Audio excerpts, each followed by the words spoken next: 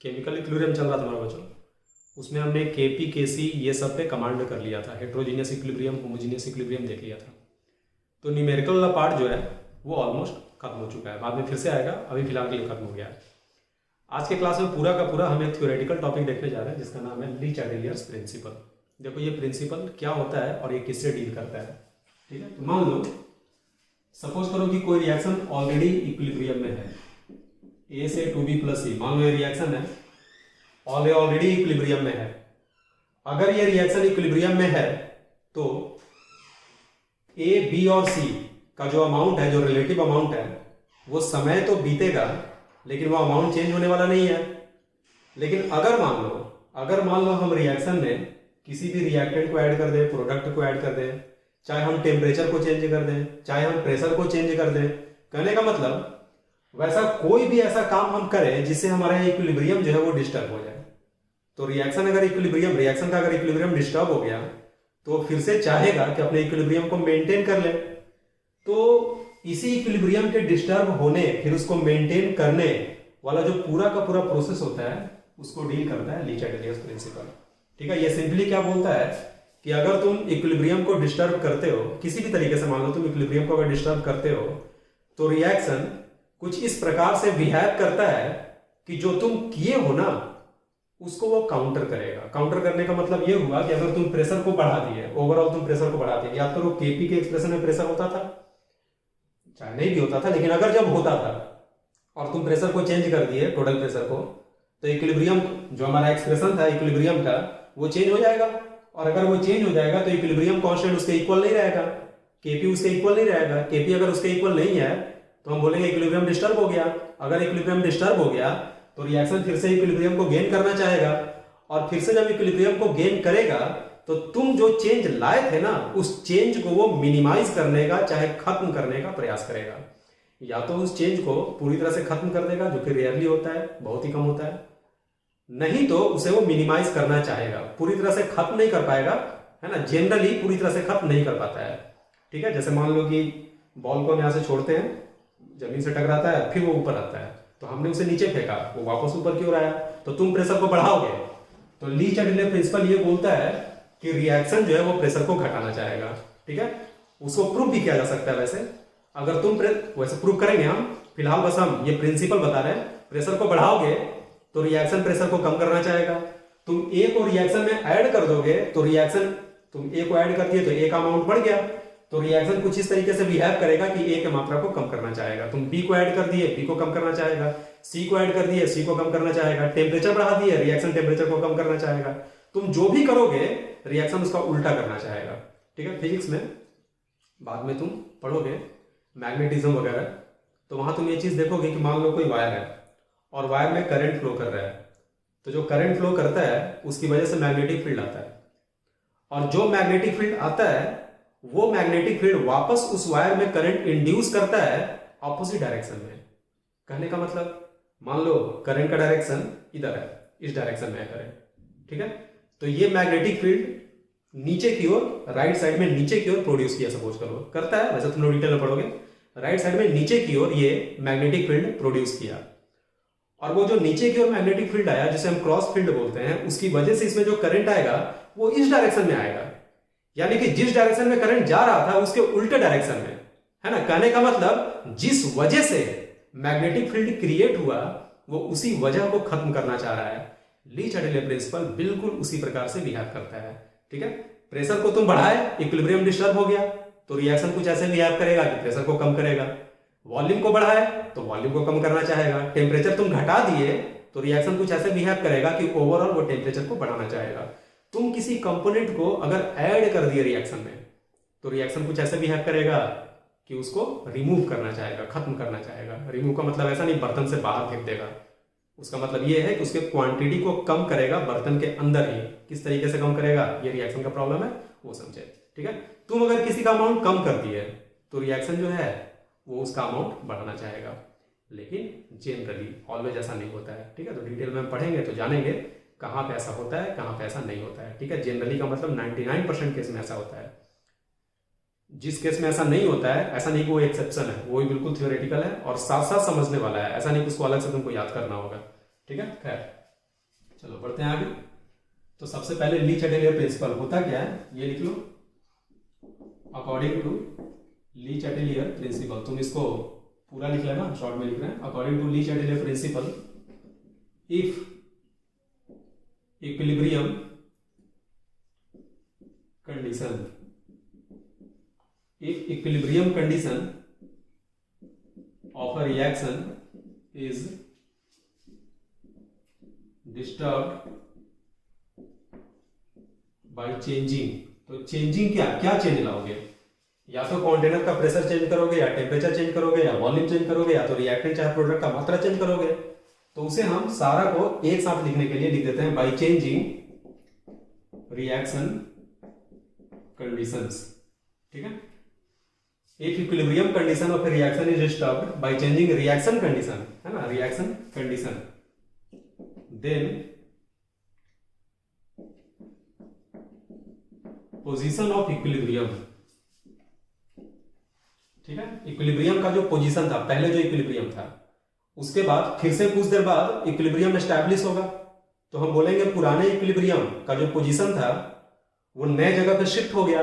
तो वो कुछ इस प्रकार से शिफ्ट होता है कि तुम जो चेंज लाए हो उसको वो काउंटर करने का प्रयास करता है ना, उसे वो काउंटर एक्ट करता है। तो हम क्या लिखेंगे, then position of equilibrium shifts so as to counteract the changed reaction condition. ठीक है, समझे क्या हम क्या लिखे? हम लिखे, हम सीधे सीधे ये जो बोला वो हम लिख रहे हैं। ठीक है, क्यों बोला, इसका प्रूफ क्या है वो बात की बात है। जो ली चैटेलियर बोला उसे हम यहाँ पे लिख दिए। क्या बोला वो बोला कि अगर इक्विलिब्रियम कंडीशन तुम रिएक्शन का चेंज करते हो, रिएक्शन के कंडीशन को चेंज करके, तो पोजीशन ऑफ इक्विलिब्रियम शिफ्ट्स, यानी कि जो नया इक्विलिब्रियम आता है वो कुछ इस प्रकार से आता है ना, कि वो counter act the changed reaction condition. जो तुम रिएक्शन कंडीशन को चेंज किए उसको काउंटर करने का प्रयास करता है, उसको काउंटर एक्ट करता है। ठीक है, क्लियर हो गया यहाँ पे?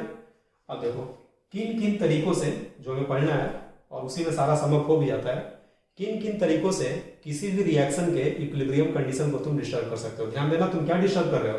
तुम इक्विलिब्रियम को कंडीशन को डिस्टर्ब कर रहे हो, इक्विलिब्रियम कांस्टेंट को नहीं कर रहे हो। इक्विलिब्रियम कांस्टेंट भी डिस्टर्ब होता है। जैसे मान लो किसी रिएक्शन का Kp बराबर दिया है, चाहे Kc लिख रहे हैं, Kc बराबर दिया है C का पावर C, D का पावर D, A का पावर A, B का पावर B। ये सारा का सारा डेटा कब का है? इक्विलिब्रियम का। तो जब तक ये क्वांटिटी इस क्वांटिटी के बराबर है हम बोलेंगे इक्विलिब्रियम मेंटेन्ड है। अब देखो इक्विलिब्रियम कब मेंटेन्ड नहीं होगा, तो इक्विलिब्रियम को डिस्टर्ब अगर कर दोगे तो वो मेंटेन नहीं रहेगा, तो हम बोलेंगे इक्विलिब्रियम का कंडीशन चेंज कर गया। अब इक्विलिब्रियम के कंडीशन को तुम कैसे चेंज कर सकते हो? तो तुम कुछ यूं करो, कुछ ऐसा काम करो, कुछ ऐसा भसड़ करो जिससे कि ये दोनों जो है इक्वल ना रहे।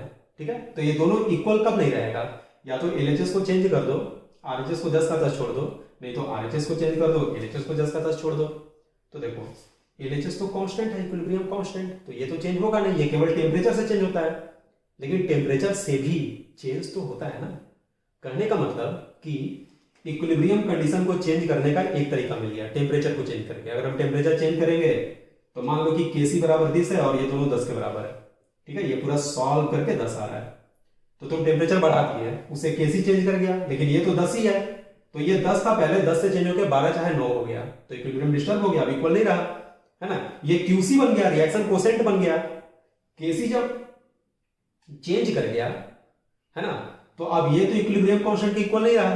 तो हम बताए थे कि जब यही सेम एक्सप्रेशन तुम इक्विलिब्रियम छोड़ के कहीं और लिखोगे तो उसे हम रिएक्शन कोसेंट बोलते हैं। तो उस समय रिएक्शन कोसेंट कहलाएगा, इक्विलिब्रियम डिस्टर्ब हो जाएगा, बस टेम्परेचर वाले केस में। ठीक है, टेम्परेचर चेंज करने से Kc को तुम चेंज करते हो।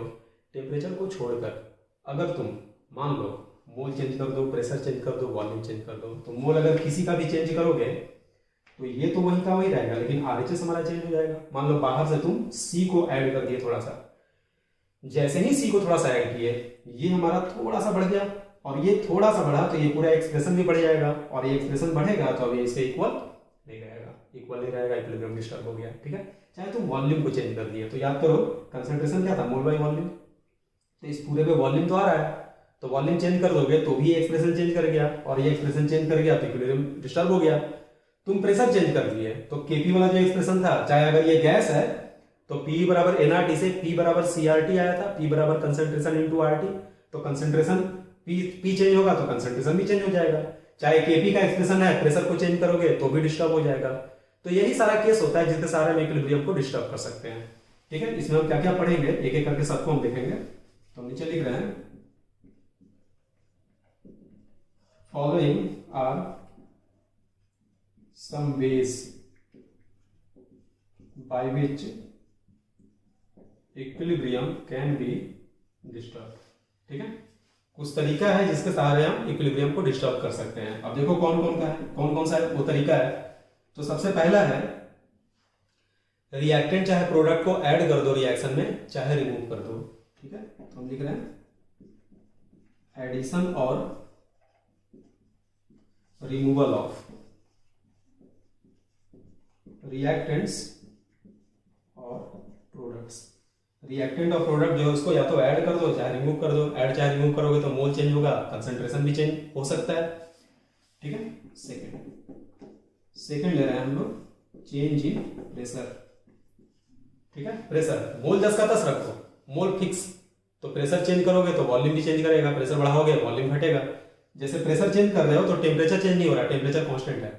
मोल जो है चारों का 4 अगर है तो 4 3 2 कुछ भी हो सकता है। जो हमारा रिएक्टेंट प्रोडक्ट है उसका मोल तो वही का वही है। उस इंस्टेंट पे कुछ देर बाद चेंज करेगा इक्विलिब्रियम को मेंटेन करने के लिए, लेकिन जिस क्षण तुम प्रेशर को अचानक से चेंज कर दिए उसमें तो मोल वही है।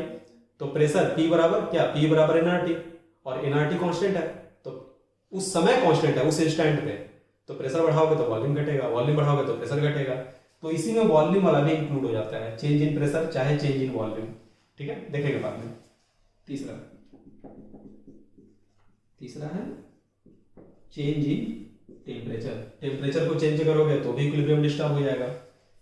ठीक है, आप लोग नीचे लिखना, 3 के नीचे लिखना। 4 है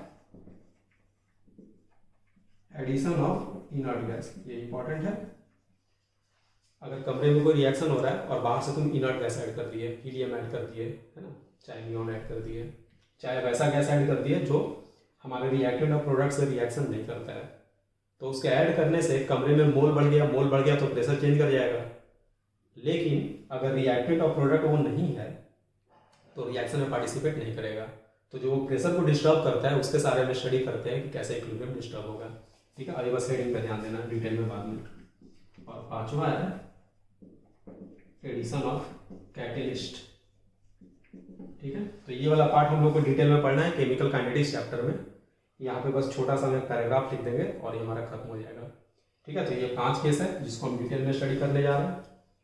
निचोड़ के आया, हम ली चैटेलियर पढ़ने जा रहे हैं। ठीक है, अब जो बोलेंगे है ना 30 सेकंड में वो इंपॉर्टेंट है, बाकी समझाने की चीजें थी।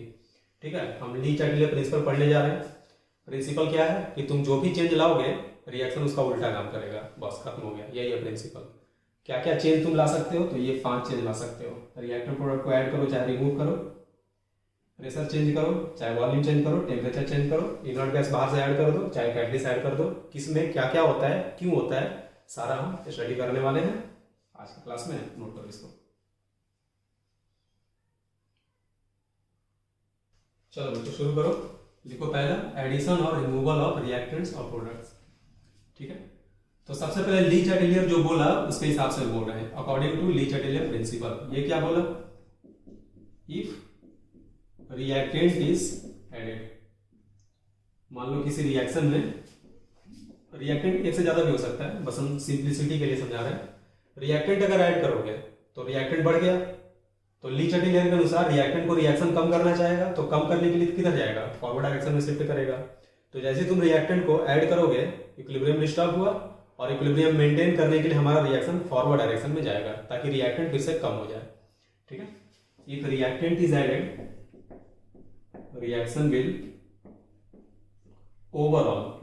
ओवरऑल वर्ड लिखना बहुत ही जरूरी है, नहीं भी लिखेंगे तो समझना ओवरऑल है। क्यों, क्योंकि हर इंस्टेंट पे फॉरवर्ड डायरेक्शन भी होता है, बैकवर्ड डायरेक्शन भी होता है, दोनों डायरेक्शन होता है।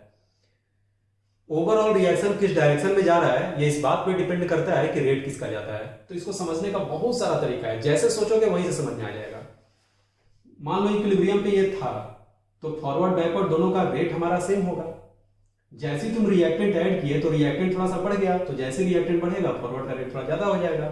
तो इससे दो चीज हुआ, फॉरवर्ड का रेट ज्यादा हो गया बैकवर्ड से, तो अब इक्विलिब्रियम नहीं रहा, क्योंकि दोनों को इक्वल होना चाहिए, पहली बात। दूसरी बात, फॉरवर्ड का रेट अगर बैकवर्ड से ज्यादा हो गया तो रिएक्टेंट बनेगा कम लेकिन खत्म होगा ज्यादा, यानी ओवरऑल रिएक्टेंट हमारा घटने लगेगा और प्रोडक्ट हमारा बढ़ने लगेगा, रिएक्शन फॉरवर्ड में जाएगा। कब तक? जब तक कि फिर से इक्विलिब्रियम एस्टैब्लिश ना हो जाए।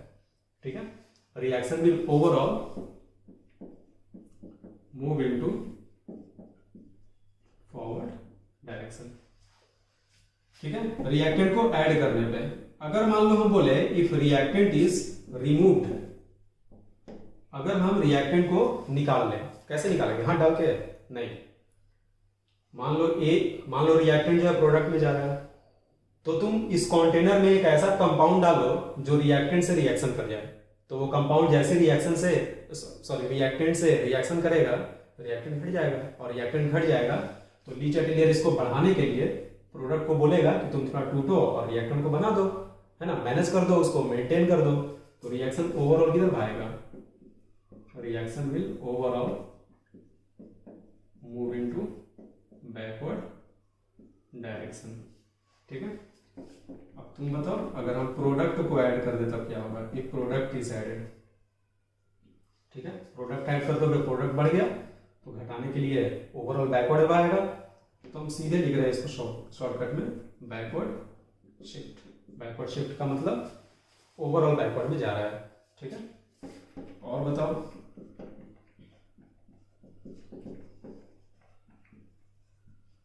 ये प्रोडक्ट इज रिमूव्ड, अगर हम प्रोडक्ट को यहां से हटा दें, खत्म कर दें, कुछ ऐसा ऐड करें कि प्रोडक्ट से वो रिएक्शन कर जाए।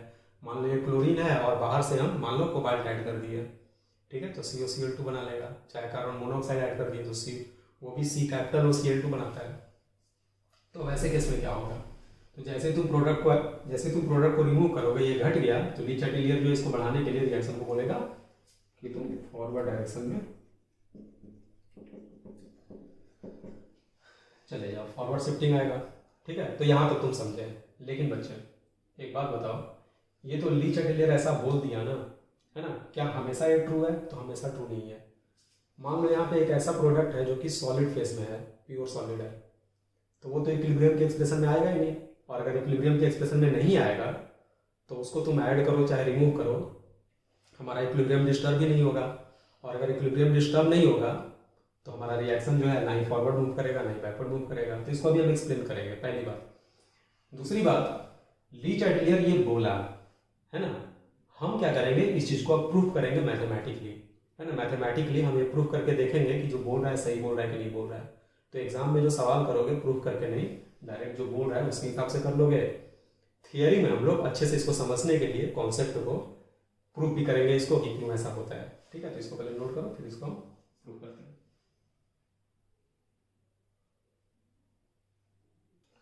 चलिए, प्रूफ करने के लिए पहले लिख देना एक्सप्लेनेशन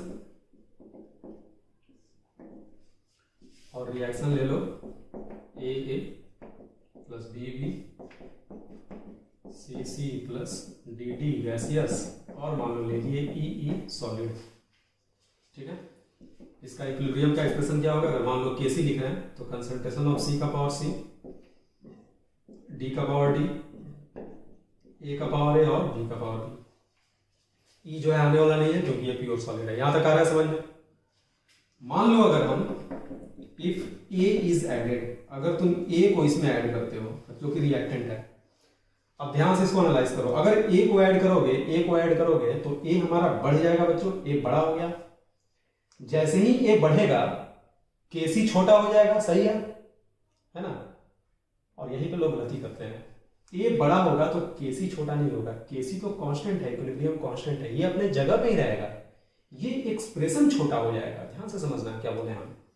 अगर A बढ़ेगा तो ये एक्सप्रेशन छोटा हो जाएगा, और जब ये एक्सप्रेशन छोटा हो जाएगा तो अब ये Kc के इक्वल नहीं रहेगा। ऐसा नहीं, अगर Kc के हमेशा इक्वल रहता तब ना A के बड़ा होने से Kc छोटा होता है। Kc तो कांस्टेंट है, वो अपनी जगह पे है। ये 10 है मान लो, ये भी 10 है। A को जैसे बड़ा किए ये पूरा का पूरा घटा और घट के 9 हो गया। जैसे 9 हुआ, अब ये दोनों आपस में बराबर नहीं है और इक्वल नहीं है, तो इक्विलिब्रियम हमारा डिस्टर्ब हो गया। और इक्विलिब्रियम डिस्टर्ब हो गया तो रिएक्शन इक्विलिब्रियम को मेंटेन करना चाहेगा, उसके बाद में आएंगे। फिलहाल जैसे ही ये घटकर 9 हुआ, ए को तुम बढ़ाए तो ये घट गया, तो अब ये केसी तो नहीं है, केसी के इक्वल नहीं है, तो अब ये क्या है, तो अब ये क्यूसी है, रिएक्शन कोसेंट हो गया है, ये हमारा अब रिएक्शन कोसेंट हो गया। बताए थे रिएक्शन कोसेंट इक्विलिब्रियम का एबीसीडी रहे चाहे नहीं रहे, इस एक्सप्रेशन को हम बोलते हैं। ठीक है, अब फिर से सुनना क्या बोल रहे हैं। जैसे तुम ए को ऐड किए तो ये पूरा का पूरा जो है ए बढ़ा तो ये पूरा घटा, और घट के हो गया ये क्यूसी। ठीक है, और घटा नहीं है तो क्यूसी और केसी में क्या रिलेशन होगा, तो जब ये घट गया तो ये केसी से छोटा होगा, क्यूसी हमारा छोटा हो गया केसी से, और अगर क्यूसी हमारा केसी से छोटा हो गया तो याद करो कौन सा शिफ्ट होता था, पहले क्लास में बताए थे, है ना, पहले या दूसरे क्लास में बताए थे। अगर क्यूसी छोटा हो गया केसी से तो रिएक्शन हमारा फॉरवर्ड में जाएगा, ऑलरेडी प्रूव किया हुआ है। ठीक है, अगर याद नहीं है तो पहले तो याद रहना चाहिए, और दूसरा अगर याद नहीं है तो फिर से समझाते हैं तुमको, क्यूसी पे जाते ही नहीं है, डायरेक्ट समझाते हैं। देखो क्या हुआ, तुम ए को बढ़ाए तो ये पूरा एक्सप्रेशन घट गया, अब एक्सप्रेशन जैसी घटा अब ये इसके इक्वल नहीं है, इक्विलिब्रियम डिस्टर्ब हो गया, तो वापस से इक्विलिब्रियम मेंटेन कैसे होगा, जब ये पूरा का पूरा अपने वैल्यू को फिर से बढ़ा ले, और इस वैल्यू को बढ़ाने के लिए तुमको क्या करना होगा, सी और डी को बढ़ाना होगा, ए और बी को घटाना होगा। इसको बड़ा करने के लिए न्यूमरेटर को बढ़ाओगे, डिनोमिनेटर को घटाओगे, सी और डी को बढ़ाना है, ए और बी को घटाना है। ये कब पॉसिबल है, रिएक्शन किस डायरेक्शन में जाएगा तो पॉसिबल है, तो सी और डी को बढ़ाना है, ए बी को घटाना है, तो तुम फॉरवर्ड में जाओगे।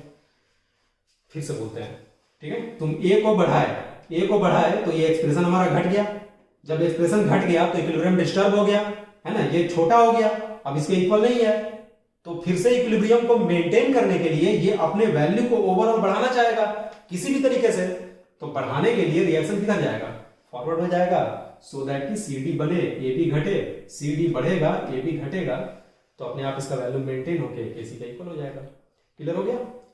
और उसी प्रकार से इफ बी इज एडेड करोगे तो बी भी बढ़ाओगे तो ये छोटा हो गया, छोटा हो गया क्या बन गया, क्यूसी बन गया।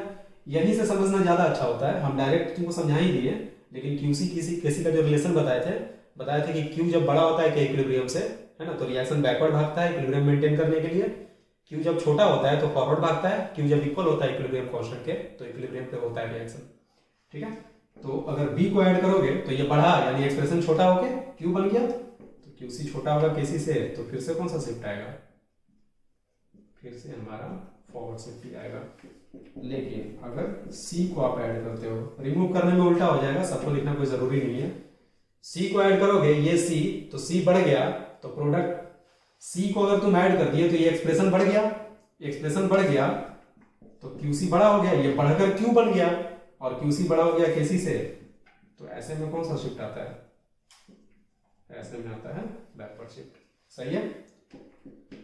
डी में भी यही होगा, इफ डी इज एडेड पूरा का पूरा सेम होगा, लेकिन बच्चे इफ ई इज एडेड, अगर आप ई को ऐड कर दो तो देखो ई हमारा प्रोडक्ट है, ठीक है, ई प्रोडक्ट है तो बैकवर्ड में जाना चाहिए, लेकिन नहीं जाएगा। क्यों? क्योंकि अगर ई को ऐड करोगे तो पता इस पे क्या फर्क पड़ा, इसमें तो ए बी सी डी है और के सी है, और ई हमारा सॉलिड है, तो इस पे तो कोई फर्क ही नहीं पड़ा, यानी इक्विलिब्रियम डिस्टर्ब नहीं हुआ, इक्विलिब्रियम विल नॉट डिस्टर्ब। और इक्विलिब्रियम अगर डिस्टर्ब ही नहीं हुआ, है ना, तो रिएक्शन का दिमाग खराब नहीं है कि वो फॉरवर्ड चाहे बैकवर्ड जाके और उसको डिस्टर्ब कर लेगा, है ना, तो यहाँ पे होगा नो शिफ्टिंग। फिर तुम बोलोगे ली चैटर्जी इसका मतलब गलत बोला था, तो ली चैटर्जी गलत नहीं बोला था। ली चैटर्जी क्या बोला था, हम कोई भी चेंज लाके अगर इक्विलिब्रियम को डिस्टर्ब करते हैं तब उस चेंज को काउंटर एक्ट करता है। यहाँ तो इक्विलिब्रियम डिस्टर्ब ही नहीं हुआ, इक्विलिब्रियम डिस्टर्ब होगा तब ना उस चेंज को मिनिमाइज करना चाहेगा, यहाँ इक्विलिब्रियम डिस्टर्ब ही नहीं हुआ। ठीक है बच्चे, आगे यहाँ तक समझ में। जो लास्ट है उसके लिए एक अलग से पॉइंट लिख लेना, इसी के नीचे हम यहाँ लिख दे रहे हैं इंपॉर्टेंट पॉइंट। क्या है इंपॉर्टेंट पॉइंट? ठीक है, इफ रिएक्टेंट और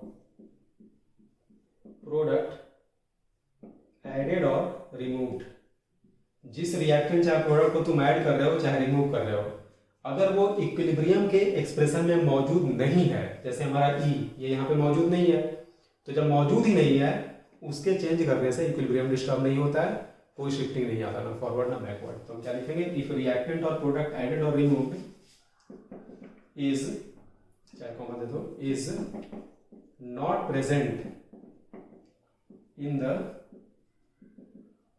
expression of equilibrium constant. Equilibrium constant के एक्सप्रेशन में अगर मौजूद नहीं है, then equilibrium will not disturb, equilibrium disturb नहीं होगा, नो फॉरवर्ड और बैकवर्ड शिफ्टिंग, कोई फॉरवर्ड चाहे बैकवर्ड शिफ्टिंग नहीं आएगा। ठीक है, नोट कर लो।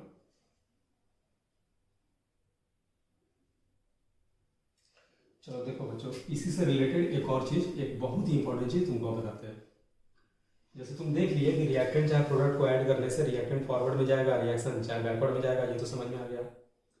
लेकिन अगर हम तुमसे पूछें कि नए वाले इक्विलिब्रियम पे जो अमाउंट है रिएक्टेंट प्रोडक्ट का, वो पुराने अमाउंट की तुलना में क्या होगा, ज़्यादा होगा या कम होगा, ये बताओ। तो ये कैसे बताओगे? तो तुम बोलोगे फॉरवर्ड बैकवर्ड जा रहा है, उससे हम कमेंट कर लेंगे। फॉरवर्ड जाएगा तो प्रोडक्ट बढ़ेगा, रिएक्टेंट घटेगा। ठीक है, तो चलो एक केस देते हैं, वहाँ से तुमको क्लियर हो जाएगा।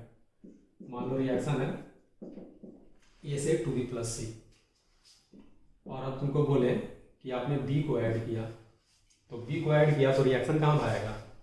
रिएक्शन भाएगा, अगर b को ऐड करोगे तो रिएक्शन भाएगा बैकवर्ड में। ठीक है, बैकवर्ड शिफ्ट आएगा, और बैकवर्ड शिफ्ट आएगा, रिएक्शन अगर ऐसे भाएगा तो तुम बोलोगे कि c का जो मोल है ना, मोल पे कमेंट कर रहे हैं, c का जो मोल है वो घट जाएगा। अगर बैकवर्ड भाएगा तो c का मोल घट जाएगा। तुम बोलेगे b का भी मोल घट जाएगा और a का मोल बढ़ जाएगा। ठीक है, क्या ये सही है? तो इसमें 2 सही है, 1 गलत है। c बिल्कुल सही है, a बिल्कुल सही है, b तुम्हारा गलत हो गया है ना। क्यों गलत हुआ?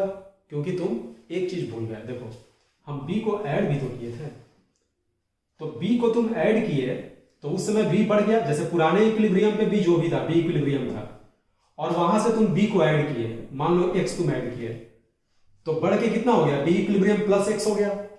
जब ये बैकवर्ड गया तो b घटना शुरू किया, मान लो y से घटा, तो y से घटेगा तो कितना हो गया? b इक्विलिब्रियम पहले था, x तुम ऐड किए और y रिएक्शन घटा दिया। ठीक है, तो पुराने वाले b इक्विलिब्रियम की तुलना में ये जो टर्म है बड़ा है या छोटा है, ये तुम डायरेक्ट कमेंट कैसे कर सकते हो? तुमको तो ये पता होना चाहिए ना कि x और y में कौन बड़ा है कौन छोटा है। जितना b तुम ऐड किए, अगर एग्जैक्ट उतने ही से घटा है तब तो सेम रहेगा, उससे ज्यादा से घटा है तब घट जाएगा, उससे कम से घटा है तो ओवरऑल घटेगा नहीं बल्कि ज्यादा रहेगा। मान लो तुम 5 मोल ऐड किए, और सपोज करो बैकवर्ड डायरेक्शन में 4 ही मोल गया है। ठीक है, तो वैसे केस में ओवरऑल तो बढ़ा हुआ ही रहेगा ना, है ना। तो हम इसको कैसे डिस्कस करें? तो यहाँ पे बहुत इंपॉर्टेंट पॉइंट आता है समझना। ली चैटलियर प्रिंसिपल जो है, वो जो भी चेंज आया उसको काउंटर एक्ट करने का प्रयास करता तो है, लेकिन वो सफल हो जाएगा ये कोई जरूरी नहीं है। ठीक है, इनफैक्ट मोस्टली वो सफल नहीं होता है, उस चेंज को पूरी तरह से खत्म नहीं कर पाता है। कहने का मतलब, तुम बी को बढ़ा दिए, है ना, तो रिएक्शन इसको कम करने का प्रयास करेगा, लेकिन पूरी तरह से, है ना, जितने से तुम बढ़ाए हो उतने से कम नहीं कर पाएगा। कहने का मतलब पहले से 5 मोल था, तुम 2 मोल ऐड करके 7 कर दिए, तो जब बैकवर्ड गया तो घटने लगा, जब बैकवर्ड गया तो ये घटने लगा, लेकिन ये अब 2 से नहीं घटेगा, 2 से थोड़ा कम ही घटेगा। 5 से बढ़ा के तुम 7 किए, फिर जब घटेगा तो 5 से थोड़ा ऊपर ही रह जाएगा। कहने का मतलब, एक बार जिसको तुम चेंज कर दिए वो मैनेज होने वाला नहीं है, वो मेंटेन होने वाला नहीं है। ठीक है, कोई बॉल है उसको तुम चिपकाते हो, है ना, तो वापस वो फेंकता है बाहर की ओर, लेकिन वो पूरा मेंटेन नहीं होता है, वो पुराने कुछ उसमें डेंट आ ही जाएगा। बॉल को छोड़ते हो नीचे की ओर, वापस उसी हाइट तक नहीं आता है, थोड़ा सा वो नीचे ही रह जाएगा। जो करंट फ्लो कर रहा था वायर से, उसकी वजह से जो मैग्नेटिक फील्ड आया, उससे जो वापस करंट इसमें इंड्यूस हुआ, वो इस पुराने करंट को जीरो नहीं कर पाता है पूरी तरह से, है ना, उसको मिनिमाइज करना चाहता है लेकिन उसको पूरी तरह से खत्म नहीं कर पाता है। तो तुम बोलोगे कि हम क्यों मान ले आपकी बात, प्रूफ करिए इस चीज को। ठीक है, तो हम इस चीज को प्रूफ करते हैं, है ना। इसको पहले मिटाए थे अच्छे से, फिर प्रूफ करते हैं।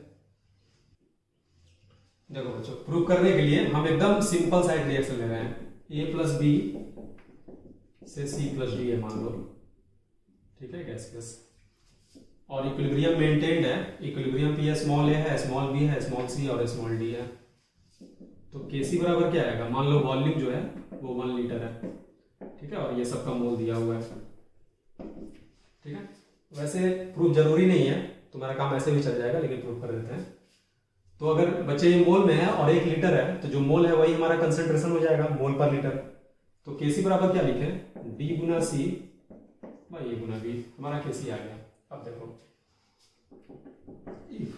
अब तुम किसी को भी चेंज कर दो, मान लो हम बी को ऐड कर दिए, तो बी को ऐड करेंगे इफ बी इज एडेड, ठीक है, और बी का मान लो आप x मोल ऐड किए, x मोल, तो ये हो गया b प्लस एक्स उस इंस्टेंट जब ऐड किए हो। ये हो गया a मोल, ये c ही रहा, ये d ही रहा, ठीक है। जब जिस इंस्टेंट पे ऐड किए हो उस समय का हम लिखे हैं, तो अब तो इक्विलिब्रियम डिस्टर्ब हो गया, क्योंकि इस वैल्यू को तुम यहाँ पुट करोगे अब तो पुराने वाले वैल्यू की तुलना में डिफर करेगा, तो इक्विलिब्रियम डिस्टर्ब हो गया। तो ली चैंडिलर क्या बोला, बी को ऐड किए तो रिएक्शन फॉरवर्ड आएगा। चलो फॉरवर्ड शिफ्ट करा दो, फॉरवर्ड शिफ्टिंग। अगर फॉरवर्ड शिफ्टिंग होगा तो ये घटेगा, ए में से मान लो y घट गया, जब फॉरवर्ड गया तो y चला गया, ये भी घटेगा, तो b plus x minus Y हो जाएगा बच्चे। ये बढ़ेगा तो c प्लस वाई, और ये हो जाएगा d प्लस वाई। यानी कि नए वाले सिचुएशन में हमारा इक्विलिब्रियम कांस्टेंट आ गया, ध्यान से देखो, c plus y d plus y, नीचे में आया a माइनस वाई और b plus x minus y आ गया, ठीक है। फिर से इक्विलिब्रियम है ना, फॉरवर्ड शिफ्ट होके फिर से इक्विलिब्रियम को मेंटेन कर दिया। तो अगर इक्विलिब्रियम को मेंटेन किया तो ये दोनों का दोनों आपस में भी इक्वल होगा बच्चों, दोनों आपस में इक्वल होगा। अब यहां से तुमको तुरंत ये क्लियर हो जाएगा, दोनों आपस में इक्वल है, लिख देते हैं डी गुना सी बाई ए गुना बी, है ना, दोनों का दोनों केसी ही है। ये बराबर किसके है, c plus y d plus y a minus y into b plus x minus y, ये रहा, ठीक है। अब है ना, तुमको ये तो पता ही है कि रिएक्शन हमारा किधर गया था, फॉरवर्ड शिफ्ट किया, तो फॉरवर्ड शिफ्ट किया तो डी बढ़ गया, सी बढ़ गया, ए घट गया, इस पे क्वेश्चन मार्क है। ये क्यों बढ़ा, पहले सी था सी प्लस वाई हो गया, पहले डी था डी प्लस वाई, बढ़ा है क्लियरली, क्योंकि वाई तो पॉजिटिव होगा, पहले ए था ए माइनस वाई हो गया, इस पे कमेंट नहीं कर पा रहे हम, है ना, क्योंकि पहले ए बी था और अभी बी में कुछ ऐड हुआ है और कुछ घटा भी है, ठीक है। तो हमको पता है कि ओवरऑल ये पूरी तरह से मेंटेन नहीं हुआ होगा, लेकिन उसी चीज को प्रूव कर रहे हैं मैथमेटिकली। तो देखो, तो यहाँ से बी पे ही कमेंट करना है ना, तुमको बी पे कमेंट करना है। तो एक काम करते हैं, ये जो टर्म देख रहे हो B plus x minus Y, इसको तुम लेफ्ट साइड में ले आओ। तो अगर तुम इसको लेफ्ट साइड में ले आओगे तो B plus x minus Y हो गया divided by B is equal to, और बी को छोड़ के जो भी यहाँ पे है उसको राइट साइड में ले जाओ। तो सी को राइट साइड में ले जाओगे तो क्या बन जाएगा, सी plus y divided by c, d को ले जाओगे तो d plus y divided by d, a को इधर लाओगे तो a by a minus y, सारा का सारा आ गया। अब जरा ध्यान से इसको देखो, अब मजा आ जाएगा हम तुमको। देखो तो ये टर्म क्या है बच्चे, सी प्लस वाई जो है और नीचे सी है, तो डिनोमिनेटर की तुलना में न्यूमरेटर बड़ा है, यानी ये टर्म एक से बड़ा, ये टर्म भी एक से बड़ा, क्योंकि डी से बड़ा होगा डी प्लस वाई। ए की तुलना में ए माइनस वाई छोटा होगा, चाहे उल्टा बोल लो, ए माइनस वाई की तुलना में ए बड़ा होगा, तो ये भी 1 से बड़ा, तो ये भी 1 से बड़ा, ये भी 1 से बड़ा, ये भी 1 से बड़ा, तो ये पूरा टर्म भी 1 से बड़ा होगा। और ये पूरा टर्म, ये टर्म हम लिख रहे हैं b plus x minus Y divided by B, ये क्या है, ये 1 से बड़ा आया, 1 से बड़ा आया, तो b plus x minus Y b से बड़ा होगा, b दोनों साइड से हटा दो, b उधर गया तो 0 हो जाएगा, यानी x माइनस वाई 0 से बड़ा होगा, यानी x क्या आया, y से बड़ा आया। और x अगर y से बड़ा आया तो क्या प्रूफ हुआ, जितने से तुम ऐड किए हो, तुम x से इसको बढ़ाए थे और रिएक्शन y से क्या किया, घटाया, और x बड़ा, y जो है वो x की तुलना में छोटा है। कहने का मतलब तुम जितने से बढ़ाओगे, है ना, हमेशा उससे कम से घटता है, ठीक है, क्योंकि हमने सारा का सारा वेरिएबल लेके निकाला है, तो ऐसा भी नहीं है कि स्पेशल केस है, ठीक है। तो ये बिल्कुल हमारा करेक्ट इन जनरल कंडीशन आ गया कि अगर तुम x को बढ़ाए हो, है ना, तो रिएक्शन जब फॉरवर्ड हो जाएगा तो तुम जितने से बढ़ाए हो उतने से ये वापस मेंटेन नहीं हो पाएगा, बल्कि उससे कम ही से घटेगा। x बड़ा है y से, अगर x 5 है तो y 4 होगा, कहने का मतलब तुम 5 से बढ़ाए हो तो प्रोडक्ट में 4 ही गया, ठीक है। तो पुराने की तुलना में, पुराने इक्विलिब्रियम की तुलना में नए इक्विलिब्रियम पे जो वैल्यू होगा वो तो बड़ा ही रहेगा। इसको अगर हम बी डैश बोल दें तो यहीं से डायरेक्ट तुम लिख सकते हो, ये बी डैश है ना, तो बी डैश क्या है, बी से बड़ा आया, ठीक है। कहने का मतलब ये घट गया, और ये बी डैश क्या है, बी से बड़ा, यानी बी क्या हो गया, बढ़ गया। कहने का मतलब जिसको तुम ऐड किए हो, बी को ऐड किए थे, बी को ऐड किए थे, तो ऐड करोगे तो नए इक्विलिब्रियम पे भी ये पहले की तुलना में बड़ा ही रहेगा, है ना, ये पूरी तरह से मेंटेन नहीं होगा। उसको छोड़ के बाकी सबको हम फॉरवर्ड बैकवर्ड से आंसर कर देंगे, ठीक है। तो ये निचोड़ आया, ठीक है। लेकिन मान लो इस रिएक्शन में केवल बी गैस होता और बाकी सबका सब सॉलिड होता, तब तो इक्विलिब्रियम के एक्सप्रेशन में केवल बी ही आता, और केवल बी आता तो उस केस में बी हमारा मेंटेन हो जाता है ना। सोच के देखो खुद से, चाहे इसको रफ में नोट करना, चाहे हम तो बोलेंगे नोट करो ही मत इसको, क्योंकि ये पूरा का पूरा समझने का है, ठीक है। चाहे एक अलग से पन्ना ही लिख दो रफ करके, उसमें इसको नोट कर लो थियरी के साथ ही, तुमको जैसे करना है वैसे करो, है ना, तुम्हारी मर्जी। नोट कर लोगे, इंजीनियरिंग का बच्चा, जेई का बच्चा अगर नोट कर लेगा तो अच्छी बात है, मेडिकल के बच्चे को नोट करने की कोई जरूरत नहीं है, ठीक है। ठीक है, जो करना करो। हम फिर इसको मिटा के जब सारा सॉलिड रहेगा वो एक बार समझा देते हैं।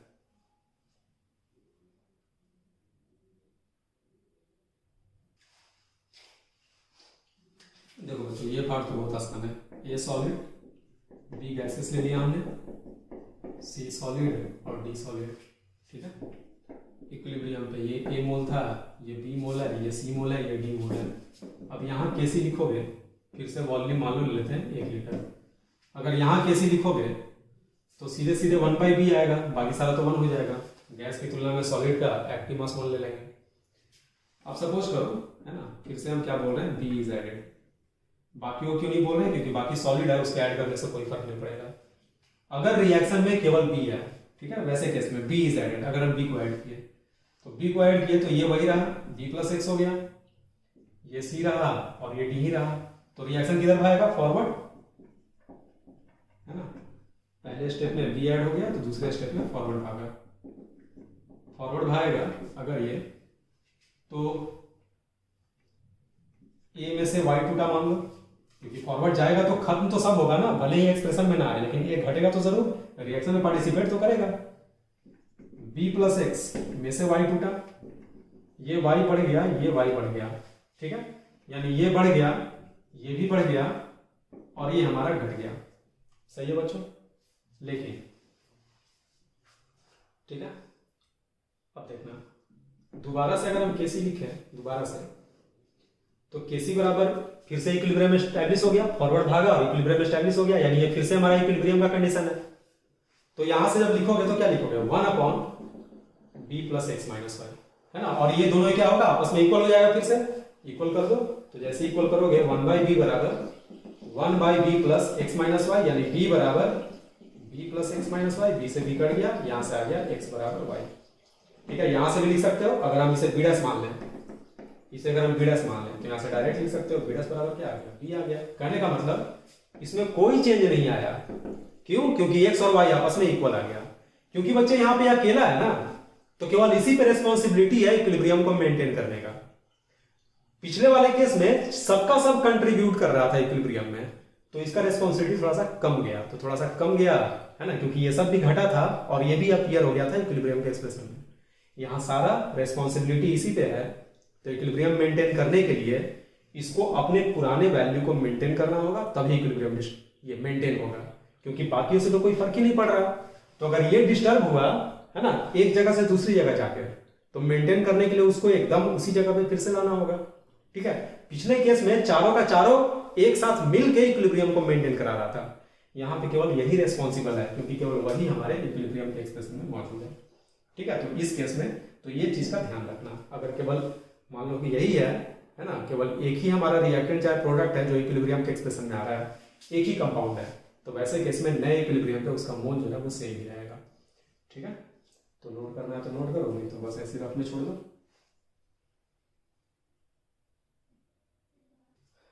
चलो देखो तो बच्चों, एक सवाल देखते हैं।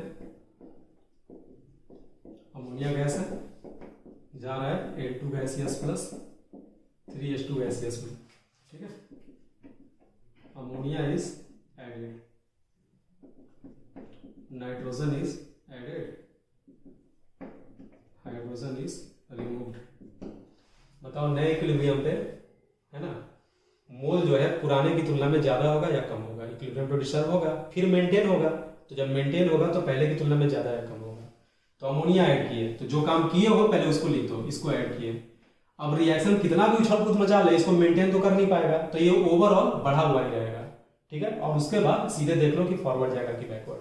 तो अमोनिया ऐड किए हो तो फॉरवर्ड जाएगा, फॉरवर्ड जाएगा तो नाइट्रोजन भी बढ़ेगा और हाइड्रोजन भी बढ़ेगा। हम किस चीज पे कमेंट कर रहे हैं? हम मोल पे कमेंट कर रहे हैं। ठीक है, चलिए नाइट्रोजन को ऐड किए, तो नाइट्रोजन को ऐड किए तो पहले तो ये बढ़ जाएगा, रिएक्शन कितना भी उछल कूद मचा ले इसको मेंटेन नहीं कर पाएगा। ठीक है, नाइट्रोजन बढ़ गया, रिएक्शन बैकवर्ड भागेगा, तो बैकवर्ड भागेगा तो ये बढ़ेगा और ये घटेगा। हाइड्रोजन को रिमूव कर दिए, तो हाइड्रोजन को रिमूव करोगे तो ये घट जाएगा सबसे पहले तो, जो कि मेंटेन पूरी तरह से नहीं होगा, तो घटा हुआ ही लिखेंगे, और ये घटेगा तो ये फॉरवर्ड में जाएगा, तो ये बढ़ेगा और ये घटेगा। तो ये बहुत आराम से एक बार समझ लिए, एक बार 40 मिनट दे दिए समझने में, तो सवाल इसका बहुत आराम से तुरंत बन जाता है। ठीक है, और इसको खतरनाक करते हैं। मान लो PCl5 है गैसियस, वो टूटा PCl3 गैसियस और Cl2 गैसियस में, और ये जो Cl2 है वो कार्बन मोनोऑक्साइड से रिएक्शन करके बना दिया CuCl2 गैसियस। ठीक है, अब इसमें कमेंट करो सभी पे, सभी पे कमेंट करने के लिए PCl, चाहे यहीं पे बताते हैं, यहीं पे। चलो तुम कोई भी उठा लो, किसी को भी बढ़ा लो, मान लो हम कोबाल्ट को बढ़ाते हैं। ठीक है, कोबाल्ट नहीं है, सॉरी गलत बोल दी, मान लो है ना, कार्बन मोनोऑक्साइड को हम बढ़ा देते हैं। ठीक है, तो इसको बढ़ाओगे तो ये बढ़ गया, जैसे ये बढ़ा, अब ये मेंटेन तो हो नहीं पाएगा पूरी तरह से, तो ये बढ़ा हुआ ही रहेगा। ये बढ़ा तो रिएक्शन किधर भागेगा? रिएक्शन भागेगा फॉरवर्ड में। एकदम दिमाग लगाना, इसमें दो है, सीक्वेंशियल रिएक्शन है। CO बढ़ा तो ये फॉरवर्ड भागा, नीचे वाला रिएक्शन फॉरवर्ड भागा तो ये फॉरवर्ड भागा, तो ये बढ़ा, लेकिन Cl2 घट गया। अब देखो Cl2 घटा, इन दोनों में कनेक्शन कहां से एस्टैब्लिश हो रहा है? Cl2 से। तो Cl2 घटा, तो एक बार Cl2 घटा, इसके बढ़ने से Cl2 घटा, तो यहां भी Cl2 घटेगा, और ये Cl2 जो घटा, अब ये भी मेंटेन नहीं हो पाएगा पूरी तरह से। Cl2 घटा तो अब ये रिएक्शन किधर भागेगा? फॉरवर्ड में, तो ये फॉरवर्ड में आएगा, तो PCl5 घटेगा और PCl3 बढ़ेगा। देखो पांचों पे हम कमेंट कर दिए। ठीक है, नोट करना है तो ये पूरा नोट कर लो, पूरा ये वाला है ना, पॉज करके ऊपर का भी नोट कर लो और ये भी नोट कर लो। अभी हम ये एरो मिटाएंगे और एक दूसरा केस लेके देखेंगे। ठीक है, मिटाते हैं। आप सोचो तुम, और किसी और को चेंज करो। मान लो हम CuCl2 को ऐड कर दिए, इसको ऐड कर दिए, तो ये बढ़ गया, ये बढ़ा तो बैकवर्ड भागेगा, तो ये भी बढ़ेगा और ये भी बढ़ेगा। ठीक है, तो Cl2 बढ़ गया, यहाँ Cl2 को बढ़ा दो, Cl2 बढ़ेगा तो ये बैकवर्ड भागेगा, यानी ये घटेगा और ये बढ़ेगा, आराम से हो गया।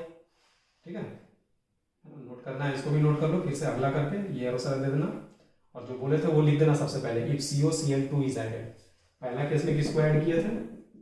If CO was added। Second case में किसको ऐड किए? If CuCl2 was added। Third case में एक काम कर रहे हैं, सारा तो हो ही जाएगा है ना, एक काम कर रहे हैं, क्लोरीन को चेंज करके देखो। थर्ड केस में ले रहे हैं, if chlorine is added, chlorine को अगर ऐड कर दो, तो क्लोरीन ऐड करोगे, क्लोरीन बढ़ गया, यहाँ भी क्लोरीन बढ़ गया, दोनों एक साथ बढ़ेगा क्योंकि सेम कंटेनर में है। क्लोरीन बढ़ा तो ये रिएक्शन बैकवर्ड भागेगा, तो ये बैकवर्ड भागा तो ये घटा और ये बढ़ा, और ये बढ़ा तो ये फॉरवर्ड भागेगा, यानी ये बढ़ेगा और ये घटेगा।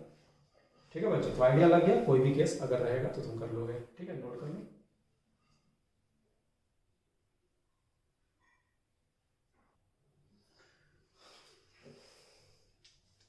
चलिए दूसरा लिखना, चेंज इन प्रेशर। ठीक है, तो ली चैटलर क्या बोला? प्रेशर को बढ़ाओगे तो रिएक्शन प्रेशर को घटाना चाहेगा, प्रेशर को घटाओगे तो रिएक्शन प्रेशर को बढ़ाना चाहेगा। ठीक है, चाहे लिख सकते हैं, और चेंज इन वॉल्यूम। और इसमें पहला केस ले रहे हैं बच्चों, इफ प्रेशर इज इंक्रीज्ड। ठीक है, प्रेशर इज इंक्रीज्ड, तो अब इसमें तीन केस बनता है। प्रेशर को बढ़ाओगे चाहे क्या लिखेगा? If volume is decreased, pressure volume के इनवर्सली प्रोपोर्शनल। तो प्रेशर को बढ़ाओ चाहे वॉल्यूम को घटाओ, सेम चीज होने वाला है। ठीक है, तीन केस लेंगे। प्रेशर को अगर बढ़ाओगे तो रिएक्शन प्रेशर को घटाना चाहेगा, तो घटाने के लिए वो फॉरवर्ड भी जा सकता है, बैकवर्ड भी जा सकता है। इस बात पे डिपेंड करेगा कि किस डायरेक्शन में ज्यादा मोल है चाहे कम मोल है।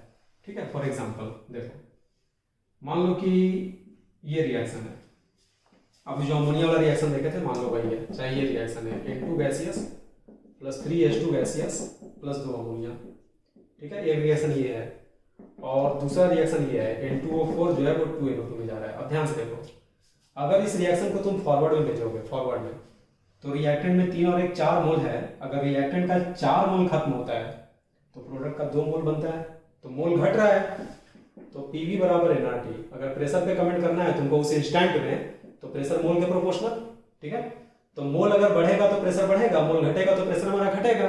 तो अगर ये फॉरवर्ड डायरेक्शन में जा रहा है, सोचना जरा, अगर ये फॉरवर्ड डायरेक्शन में जा रहा है तो 4 मोल से 2 मोल यानी मोल घट गया तो प्रेशर घट जाएगा। लेकिन ये रिएक्शन अगर फॉरवर्ड में जाएगा तो क्या होगा, अगर ये रिएक्शन फॉरवर्ड में जाएगा तो 1 मोल से 2 मोल हो रहा है ना, गैस ही है दोनों, ठीक है, प्रेशर वाला केस जो है गैस में देखेंगे। फॉरवर्ड में गया तो मोल बढ़ रहा है, तो मोल बढ़ेगा तो प्रेशर बढ़ जाएगा। यानी किसी रिएक्शन में फॉरवर्ड जाने पे प्रेशर घटता है, किसी में फॉरवर्ड जाने पे प्रेशर बढ़ जाता है। डिपेंड करता है इस बात पे कि किधर ज्यादा मोल है। जिस डायरेक्शन में मोल ज्यादा होगा उसी डायरेक्शन में जाएगा अगर तुम प्रेशर को घटाते हो तो, जिस डायरेक्शन में मोल कम होगा उधर जाएगा अगर तुम प्रेशर को बढ़ाते हो तो। ठीक है, समझ में नहीं आया होगा, थोड़ा डिटेल में जाते हैं।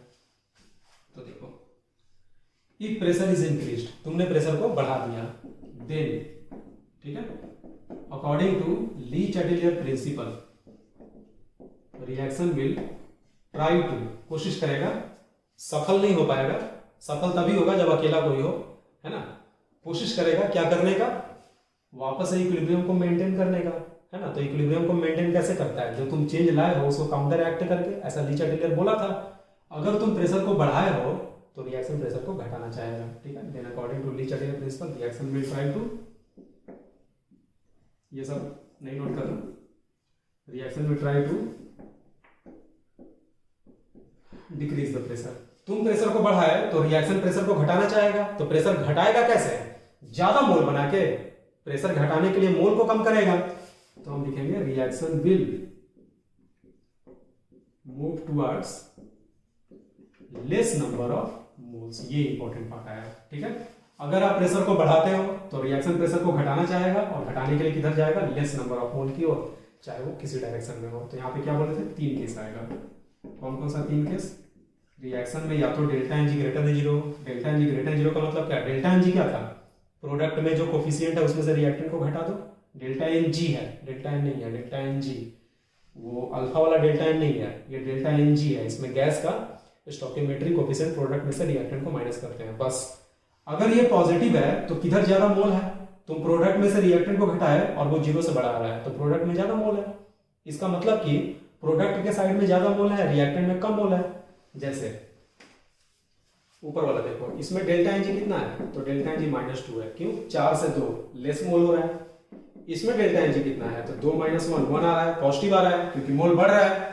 तो जिस रिएक्शन में मोल बढ़ेगा उसका डेल्टा एन जी पॉजिटिव, जिस रिएक्शन में मोल घटेगा उसका डेल्टा एन जी नेगेटिव, और कुछ रिएक्शन ऐसा होगा 2HI से H2+I2 जिसमें डेल्टा एन जी 0 हो जाएगा, ठीक है, उसमें इक्विलिब्रियम डिस्टर्ब ही नहीं होगा। तो हम क्या बोले, शुरू से बताते हैं, हम प्रेशर को बढ़ाएं, ली चैटेलियर बोला प्रेशर को घटाओ, और घटाने के लिए लेस नंबर ऑफ मोल की ओर गया, ठीक है। तो लेस नंबर ऑफ मोल, जब delta N G greater than 0 है तो लेस नंबर ऑफ मोल किधर है, रिएक्टेंट के साइड में। तो हम बोलेंगे कि इस केस में कौन सा शिफ्टिंग आएगा, बैकवर्ड शिफ्टिंग आएगा।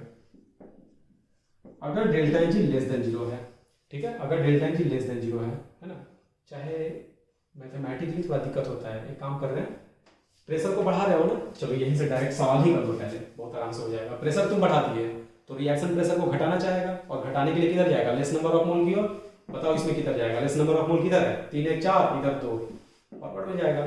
कुछ नहीं निकालना, देख के तुमको पता चल जाएगा, ठीक है। अगला, प्रेशर बढ़ा दिए तो रिएक्शन प्रेशर को घटाना चाहेगा, less number of mole, less number of मोल किधर है, इधर है 2 और इधर है 1, बैकवर्ड आएगा, ठीक है। इस वाले में इधर भी 2 है, 1 और 1 2 है, कहीं नहीं जाएगा, वहीं का वहीं पे रहेगा, खत्म हो गया।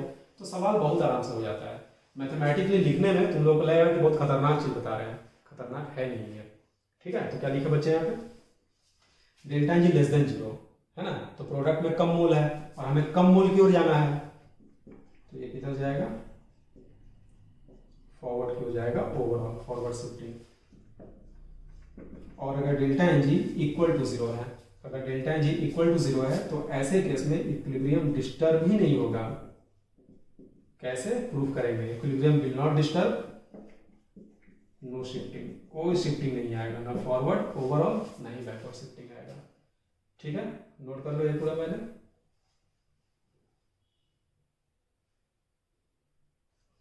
नोट कर लिए बच्चे? अब देखो इसी में चेंज लाओ, यहाँ स्टार रहने दो। ठीक है, यहाँ पे कर दो इफ प्रेशर इज डिक्रीज्ड, चाहे वॉल्यूम इज इंक्रीज्ड। तो प्रेशर को घटाओगे तो ली चैटलियर प्रिंसिपल से जब तुम प्रेशर को घटाए हो तो ली चैटलियर प्रेशर को क्या करना चाहेगा? इंक्रीज करना चाहेगा, और इंक्रीज कराने के लिए मोल को क्या करेगा? बढ़ाएगा, यानी किधर मूव करेगा? मोर नंबर ऑफ मोल की ओर, ज्यादा मोल। इस वाले केस में ज्यादा मोल किधर है? Delta N G greater than 0, तो प्रोडक्ट में ज्यादा मोल है तो रिएक्शन किधर जाएगा? फॉरवर्ड जाएगा। इसमें किधर जाएगा? बैकवर्ड जाएगा, और इसमें फिर से कोई शिफ्टिंग नहीं आएगा। हो गया? अब इसका एक्सप्लेनेशन देते हैं, मैथमेटिकली प्रूव करते हैं कि जो ली चैटलियर बोल रहा था वो सही बोल रहा था या गलत बोल रहा था। पहले इसको नोट कर लो।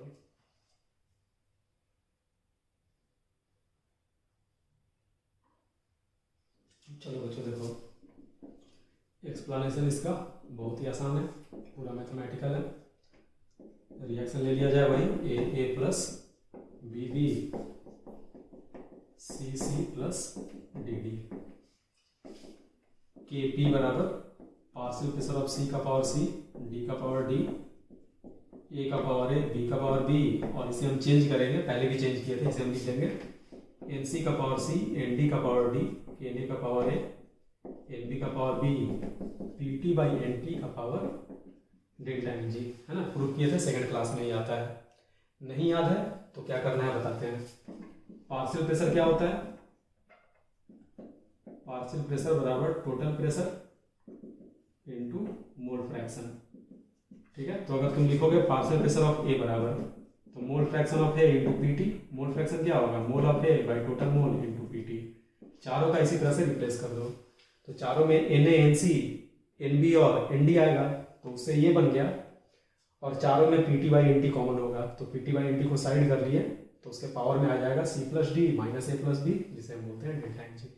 आराम से प्रूफ हो गया 10 सेकंड में। अब देखो केस ले रहे हैं, यहाँ पे केस हम इस तरह से लेंगे, if delta N G greater than 0 है। ठीक है, अगर delta N G greater than 0 है, और इस वाले केस में केस 1 ले रहे हैं, इफ प्रेशर इज इंक्रीज्ड, तुम प्रेशर को बढ़ा दिए। अब ध्यान देना, जब तुम प्रेशर को बढ़ाओगे, पीटी को बढ़ाओगे, तो पीटी बाई एन टी बढ़ जाएगा, और डेल्टा एन जी पॉजिटिव है, पावर पॉजिटिव है, तो ये पूरा बढ़ जाएगा, और ये पूरा बढ़ेगा तो ये पूरा एक्सप्रेशन बढ़ जाएगा, और ये पूरा एक्सप्रेशन बढ़ेगा तो फिर से ये गलती मत करना कि ये बढ़ेगा तो केपी बढ़ जाएगा, केपी अपने जगह पे रहेगा। ये बढ़ गया तो इक्विलिब्रियम डिस्टर्ब हो जाएगा। अब ये दोनों आपस में इक्वल नहीं होगा, तो ये बढ़कर क्या बन जाएगा? बढ़कर ये क्यूपी बन जाएगा, और क्यूपी बढ़ गया है ना, तो क्यूपी बड़ा हो गया केपी से, और क्यूपी अगर केपी से बड़ा हो गया तो कौन सा शिफ्ट आएगा? बैकवर्ड शिफ्टिंग आएगा। अब पीछे मिला लेना, प्रेशर बढ़ने वाले में जब delta N G greater than 0 था, तो देख लो उसमें क्या लिखा हुआ था, इससे नीचे जा रहा होगा। ठीक है, इफ प्रेशर इज डिक्रीज्ड, अगर तुम प्रेशर को घटा दो, प्रेशर को घटाओगे, पीटी घटाओगे, तो ये जो टर्म है ये घटेगा, और ये टर्म घटेगा, डेल्टा एन जी पॉजिटिव है तो ये पूरा घटेगा, तो क्यूपी हो जाएगा छोटा केपी से, और क्यूपी जब केपी से छोटा होता है तो फॉरवर्ड शिफ्ट आता है। ठीक है, अब केस 2 में तुम केस 1, ये केस 1 था, यही केस 2 है, वास्तव में दोनों लिखना कोई जरूरी, सॉरी मतलब केस 1 केस 2 लिखना कोई जरूरी नहीं है, वास्तव में केस 1 और केस 2 हमको इसमें करना था। दूसरा केस ले रहे हैं, अगर delta N G less than 0 है। ठीक है, और तुम फिर से प्रेशर को बढ़ा दिए, चाहे तुम प्रेशर को घटा दिए। ठीक है, तो देखो प्रेशर को बढ़ा दिए, डेल्टा एन जी इस बार नेगेटिव है, ये पावर नेगेटिव है, तो पीटी अगर बढ़ेगा तो ये रेशियो तो बढ़ेगा, लेकिन पावर नेगेटिव है तो ये पूरा तो घट जाएगा, और ये पूरा घटेगा तो ये एक्सप्रेशन घट गया, और एक्सप्रेशन घटा तो क्यूपी छोटा हो गया केपी से, और अगर क्यूपी हमारा छोटा हो गया केपी से, क्यूपी अगर हमारा छोटा हो गया तो कौन सा शिफ्ट आएगा? फॉरवर्ड शिफ्ट आएगा। उसी प्रकार से प्रेशर को घटा दिए, प्रेशर का मतलब टोटल प्रेशर की बात कर रहे हैं, कंटेनर का प्रेशर, तो कंटेनर का प्रेशर तो यही होता है ना, पीटी, चाहिए पीटी। पी का मतलब इंडिविजुअल प्रेशर नहीं होता, कंटेनर का टोटल प्रेशर होता है। ठीक है। तो चलो प्रेशर को अगर तुम घटा दिए, तो अगर तुम प्रेशर को घटाओगे, प्रेशर को घटाए तो ये घटा, लेकिन पावर नेगेटिव है तो ओवरऑल ये बढ़ जाएगा। ओवरऑल अगर बढ़ जाएगा तो क्यूपी बड़ा हो गया केपी से, और वैसे केस में आ जाएगा बैकवर्ड शिफ्टिंग। ठीक है बच्चे, चलो केस 3 ले रहे हैं यहाँ पे। इफ डेल्टा एन जी 0 के बराबर है, याद है डेल्टा एन जी 0 रहने पे इक्विलिब्रियम डिस्टर्ब नहीं हुआ था, यहाँ प्रूफ होगा कैसे। डेल्टा एन जी 0 है, इस केस में इक्विलिब्रियम डिस्टर्ब नहीं होता है, बाकी केस की बात नहीं कर रहे हैं। Delta N G equal to 0, power 0, power 0 तो ये पूरा तो 1 हो गया ना, समथिंग का पावर 0 1, तो ये पूरा गायब, और ये पूरा गायब हो गया तो केपी बराबर आ गया एनसी का पावर सी, एनडी का पावर डी, एनए का पावर ए और एनबी का पावर बी। एक्सप्लेनेशन याद करने का नहीं है, बस ली चैटले जो बोला उस पर हम लोग सवाल करेंगे। ये बस कॉपी में चमकने के लिए है, डिटेल में पढ़ने के लिए है, ठीक है, कॉन्सेप्ट बिल्डअप करने के लिए है, ठीक है। बाकी एक्सप्लेनेशन जो है उसके सहारे में एग्जाम का सवाल नहीं करते हैं। फॉरवर्ड बैकवर्ड ये एग्जाम में ऐसे करके नहीं निकालोगे, सिंपली जो पीछे हम बताए थे तुरंत एकदम देख के कि मोर number of mole less number of मोल, उससे हमेशा निकालना, ठीक है। चलो तो अब यहाँ बताओ, अगर प्रेशर को आप बढ़ाते हो, प्रेशर बढ़ा दिए तो देखो, तो प्रेशर बढ़ा दिए तो इसमें प्रेशर तो है ही नहीं, तो प्रेशर बढ़ाने से जब इसमें प्रेशर है ही नहीं तो किसी पे कोई फर्क ही नहीं पड़ा, और किसी पे कोई फर्क नहीं पड़ा तो हम क्या लिखेंगे, इक्विलिब्रियम विल नॉट डिस्टर्ब, है ना। और अगर इक्विलिब्रियम डिस्टर्ब नहीं होगा तो नो शिफ्टिंग। प्रेशर को घटा दिए सेम चीज आ जाएगा, इक्विलिब्रियम डिस्टर्ब नहीं होगा, कोई शिफ्टिंग नहीं आएगा, ठीक है, नोट कर लो।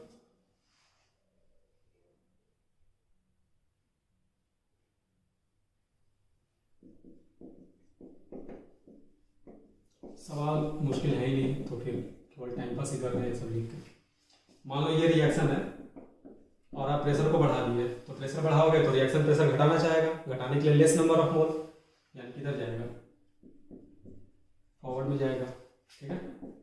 अगर वॉल्यूम को बढ़ा दिए तो वॉल्यूम को बढ़ा दिए यानी प्रेशर को घटा दिए, प्रेशर को घटा दिए तो ली चैटले प्रेशर को बढ़ाना चाहेगा, बढ़ाने के लिए मोर number of mole, more number of मोल किधर है, रिएक्टेंट में, यानी किधर आएगा, बैकवर्ड आएगा, ठीक है। तो इस तरीके से हम लोग सारा कमेंट कर लेंगे, बहुत आराम से निकल जाएगा। लेकिन अगर तुम्हें कमेंट करना हो पार्शियल प्रेशर पे चाहे कंसंट्रेशन पे क्या फर्क पड़ेगा, तब तुम क्या करोगे। तो देखो बच्चों, जो हमारा पार्शियल प्रेशर ऑफ ए आया था वो क्या था, Na by N T into P T, N B by, ये इंपॉर्टेंट है, ध्यान से समझना, है ना। तो एक बात बताओ, अगर तुम प्रेशर को बढ़ाओगे तो पीटी बढ़ जाएगा सब में ना, तो वो चाहे रिएक्टेंट हो चाहे प्रोडक्ट हो, ठीक है।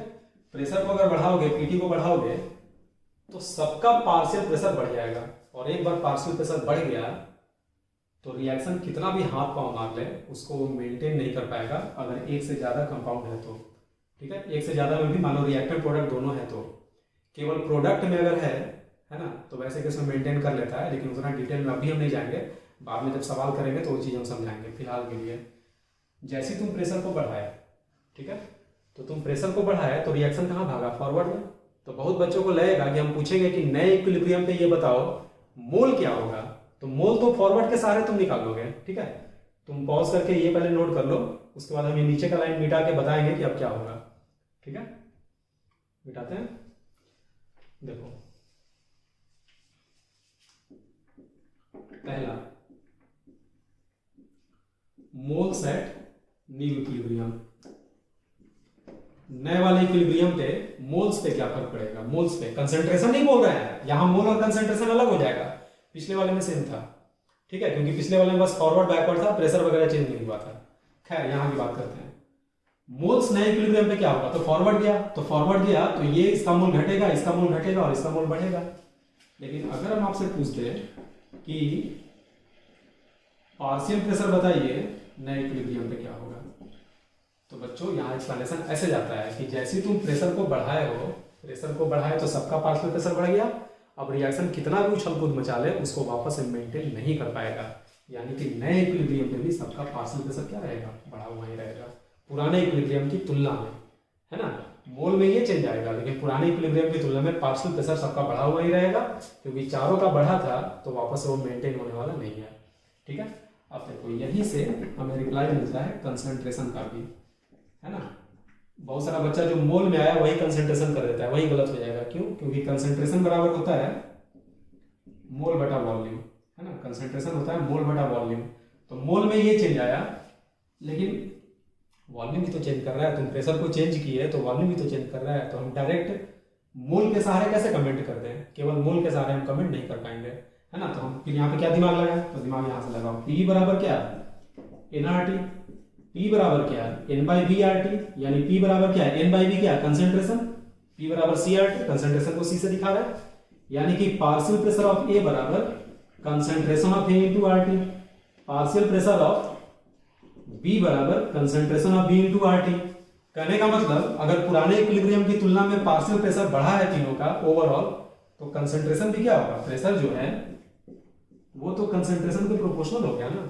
तो अगर प्रेशर बढ़ा हुआ है तो कंसेंट्रेशन भी क्या रहेगा? बढ़ा हुआ ही रहेगा। बहुत इंपॉर्टेंट है ना। एडवांस वगैरह में इससे खूब सवाल पूछता है, क्योंकि बच्चा लोग इसमें कंफ्यूज करता है।